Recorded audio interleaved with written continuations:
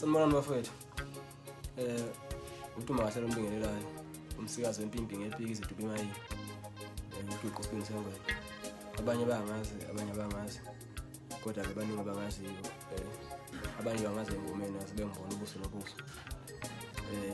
Mina ke lo bafowethu ngenza le video le nginokuphuma komoya nje okukhulu. Ngithole umbiko lapha namhlanje kuseni bathiwa kunentombazane elahleke ekhaya kubo ekade wedwana nomuntu okuthiwa beyibiza ngoDUMAKAHLE kuyona. Futhi le ntombazane ukuthi bisithandane naye angazi noma mhlawumbe isikhathi bathi sikango 6 months bengakaze bebonana. So angazi lo muntu noma wazana nomuntu engijwayelene naye because bekwazi ukusendela le ntombazane esendele ngisho ingane yami yabo.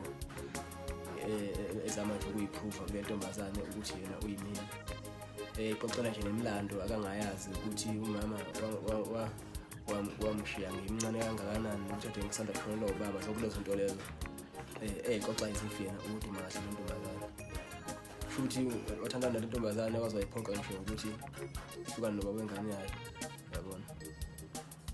So uma le ntombazane uyima ikuthola late ukuthi lo muntu lo yena uDUMAKAHLE wasekhaya kubo lo muntu lo kuthiwa bekhuluma ngisho abantu bakubo kwale ntombazane ngisho abazali bayo. Bazi nje ukuthi uthandana noDUMAKAHLE ngisho ngakubo kwale ntombazane ukuthi ithandana noDUMAKAHLE. So lento ngiphatha ngishisa ubuhlungu kakhulu because lo muntu lo kuthiwa benokwenza ngisho i-screenshot esendele le ntombazane eprovela abalandeli futhi bekhuluma naye ukuthi bemncoma ukuthi uyayishaya ingoma nani because bazothi uDUMAKAHLE ngoba bathi lo muntu une-fake account ku-Facebook kaDUMAKAHLE ngaphathe efika njalo. So le ntombazane siqale ukuhlangana naye lapho yona engazi futhi icanga ukuthi ipage i-account kaDUMAKAHLE. So bafethu ngifisa ukuthi nikwazi ukuthi uDUMAKAHLE ayikho enye into kaDUMAKAHLE ngaphandle kwe-page kaDUMAKAHLE lithi DUMAKAHLE SA.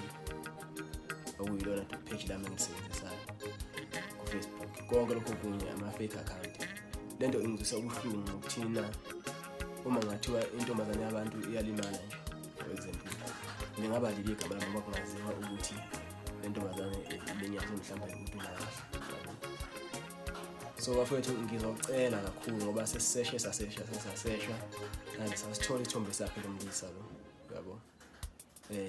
Nginama voice note wakhe futhi ngizozama ukuthi ngiwadedele ama voice note wakhe senze icebo lokuthi abamaziyo mhlawumbe ngevoice mhlawumbe bangakubo futhi ugcina bemveza ngoba abantu abenza njengalo muntu lona bafethu abafuneki ngempela.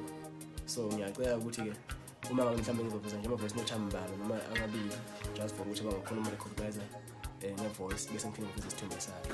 Abamaziyo bafethu ngiyacela ukuthi bephumele obala bengixhumanise naye lo muntu lo ukuze ezothatha inyathelo eziright ngayo ngoba lento akayenzayo iwrong kakhulu. Okungenzeka ukuthi ucela ngisho imali kubantu bazi ukuthi banikeza uDUMAKAHLE.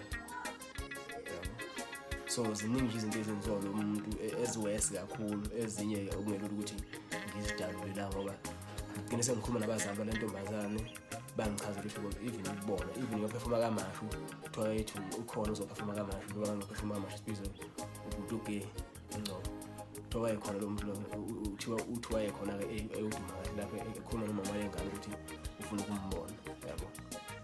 Kodwa bathi ukuthi nomama walengane ukuba busy wagcina engakhona. Sonke lesikhathi besibazi ukubona njalo uDUMAKAHLE. Every move engiyenzayo lo muntu bethathe post lapha. Yonke into engiyipostayo ngathatha post lapha ku-WhatsApp wakhe.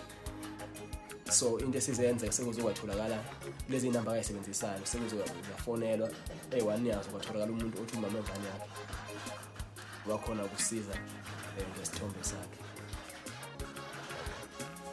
So bafethu ngiyacela ukuthi ningisize ngokuthi ningitholise lo muntu ngoba kuzobonakala igama lami kumoshakala igama lami ngigcine ngimoshakala umsebenzi wami ngenxa yomuntu oyisikhohlakala.